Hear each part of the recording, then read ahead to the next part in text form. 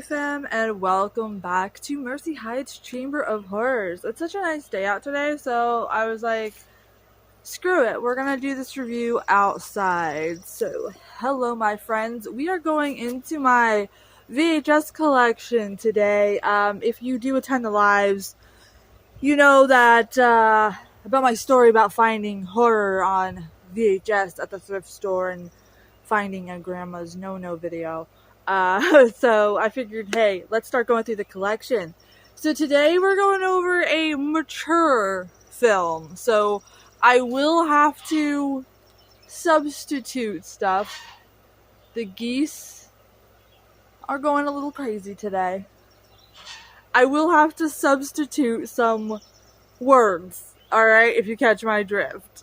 So this is going to be interesting. Castle of the Creeping Flesh. I really like how bizarre this cover is. Obviously, this is from, I believe, 1968. So, you know, we kind of got the really cool blues with all the creep factor here. And then, of course, you have Our Lady, you know, running around scantily clad. And, you know, the expressions of some of the actors and actresses are pretty crazy in this one. So, let's read the back, shall we? And then we'll get into it. Death and horror hangs over the old castle of the Counts of Saxon. No one of the nearby villagers dares to enter the haunted walls. A curse, hundreds of years old, follows the family. So, you know, I can't kind of read the rest of it because there is violence and touchy subject matters in this film. So be advised, if you do take a look at it, it is on TUBI. There is some questionable material in it. But there was a war and people broke into the castle and hurt the daughter of the count. And he is a doctor and he was caring for the wounded when this happened. Then he comes back to the castle, finds his daughter is dying, and his mistress was laughing at the horrors that were brought upon his daughter. So the Count of Saxon is a little cuckoo. He gets driven insane with pain and anger, and his mistress, and is guillotined for this crime. So there's a present Count Saxon who is trying to bring his only child back to life. Is it possible to put the end to the curse of Castle of the Creeping Flesh? Dun dun dun. So, I do have to say, when you do read the back of this, it does sound really interesting. It's not exactly a super bad film, but it's definitely not one that I've watched several times over. Maybe just once in a while, simply because it's in that era, like, of the late 60s, early 70s of horror, where, like, the acting is kind of bad, and, like, they're like, we know it's bad, so here's this set of tatas, you know, so it's, like, it's really tata-esque. So be advised, if you do check it out, there's a lot of, you know, bodies and everything like that. What got me is, like, there's this scene in the beginning where, like, these people are at a party and they focus so much on this one scene where the people are just in a line dancing around the table in a circle, which seems like forever. And if you've joined the lives, it's kind of like that one movie we watched where they never finished their tea, and, like, that one Tuesday was, like, the length of 3 days. It's kind of like that, my friends.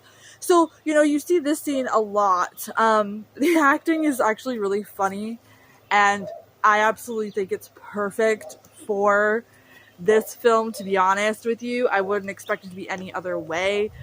The facial expressions of one of the characters named Roger. Yeah, Roger, we're looking at you, my friend. What are you doing in the castle of the Creeping Flesh? Anyway. Oh my gosh, guys, dogs barking, geese is honking. Anyway, he has really weird facial expressions through the whole movie, and, like, there's this one awkward dinner scene too where, like, I guess like he's trying to seduce the lady sitting across from him, and it's freaking hilarious. Like right here, like he has like soup running down his face, and she's over there like being weird, and like everybody else at the table is like looking at them and then looking at each other like, could you guys not? We're trying to feast here with this crazy ass Count of Saxon here, right? So it's really funny, it's really awkward, it's really bizarre. But you know, hey, they're the ones that ended up making a film on VHS and not me, so what must have been with the times. The costumes in this, it's another one of those films where you're not sure what time period it's supposed to be in. Much like Nightmare Castle and our Black Sabbath that we watched recently on live, this one's kind of weird too, because like they kind of dress like it's 68, but then at the same time there's some like back in the day, and I'm not talking about the flashbacks either.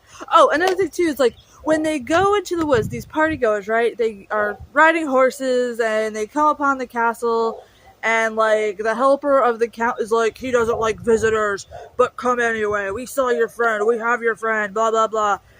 And like they give them weird costumes to wear because each of them resemble the people that did the horrific acts to the original Count's daughter in the past during the war. So you have one of those weird moments. The costume department was very strange.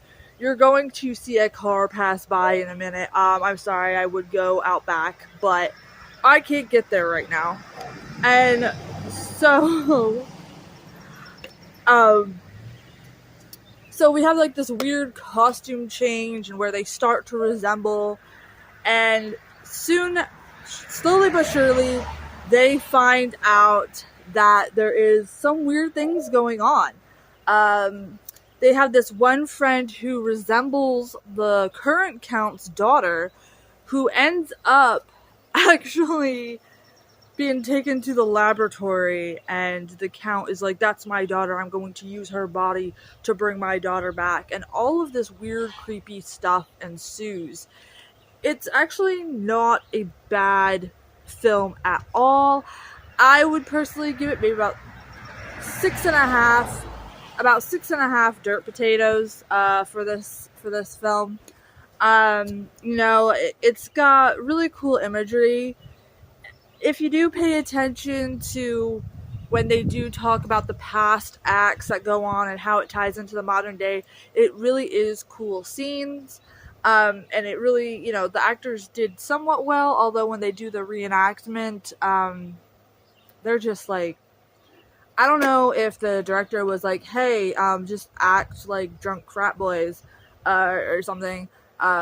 But, you know, it is kind of cheesy, but at the same time, it kind of ties everything together. The cheesy way that they did it, in a way, kind of shows how the those that did the evil deeds saw and thought so little of their victim. So, in a way, there is kind of like this dark connection that does help the storyline.